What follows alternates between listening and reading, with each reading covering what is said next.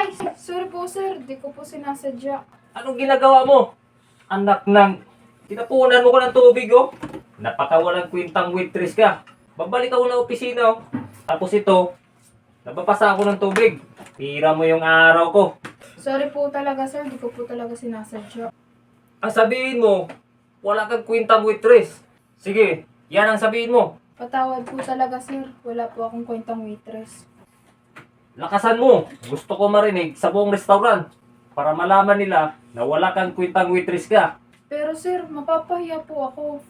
Gagawin mo o ipatanggal kita rito. Kilala ko yung manager ng restaurant dito. Wala po akong kwentang waitress. Susunod ka rin naman pala. Hampas lupang waitress. Ayan, bagay na bagay para sa yung damit na ito eh. Parating na anak mo, kasama dal niya ang girlfriend niya. Ang bilis na ng panahon, ang baby boy mo, malapit na mag-asawa. Meron sana akong ibang gusto para sa kanya. Yung anak ng ka-business partner natin.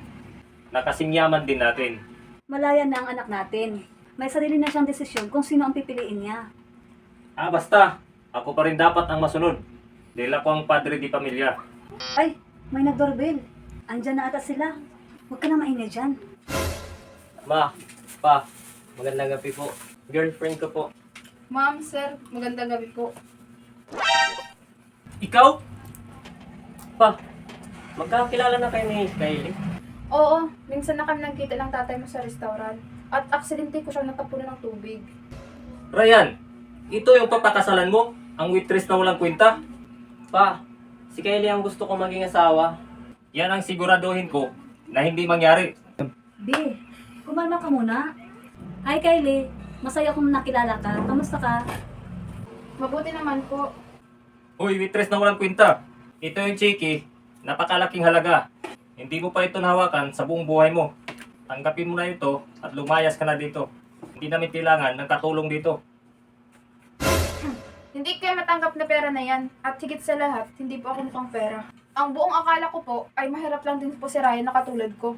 Kylie, pagpasensyahan mo na papa ko. Mainit lang ang ulo niya, pero mabait yan. Ryan, sa kabila ng pag-aalipusta ng tatay mo sa akin, mas kinampihan mo pa siya. Kung ganun, bahala ka na sa buhay mo. Ryan, sa oras na sundan mo si Kylie, tatanggalan kita ng kayamanan. Maghirap ka rin katulad niya. Kung ganun pa, ngayon mismo, nakahanda na ako mabuhay na mahirap para sa babaeng minahal ko na si Kylie. Anak, huwag kang aalis. Patawad ma. Nagluto pala ako ng pansit. Anong okasyon? 21 years anniversary natin. Noong una tayo nagkita. Naalala mo pa ba ang una natin pagkikita? Sa restaurant. At anong trabaho ko? Isa ka nga palang waitress. Di ba minahal mo naman ako? Ano man ang katayuan ko sa buhay, minahal mo ako kahit ako waitress. Pero bakit ganun na lang? Ang galit mo kay Kylie. Hindi na ba ikaw yung dati nakilala ko? Sige, good night. Oo nga pala.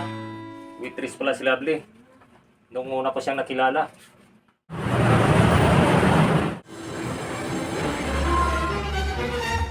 Uy, Kylie, meron customer doon sa table number 2. Puntahan mo. Opo, ma'am. Ma'am, sir, nandito naman po kayo para masdan po ako ulit. Nandito kami para humingi sa'yo ng patawad. Ako palang walang kwintang tao. Nakalimutan ko, hindi pala mahalaga kung anong katayuan ng isang tao sa buhay. Ang importante, ang kanyang mapagmahal na puso. Patawad uli, Kylie. Lagi pong bukas ang puso ko para magpatawad. Mula ngayon, mayroon na kayong pahintulot sa amin kung anong desisyon ninyo ni Ryan.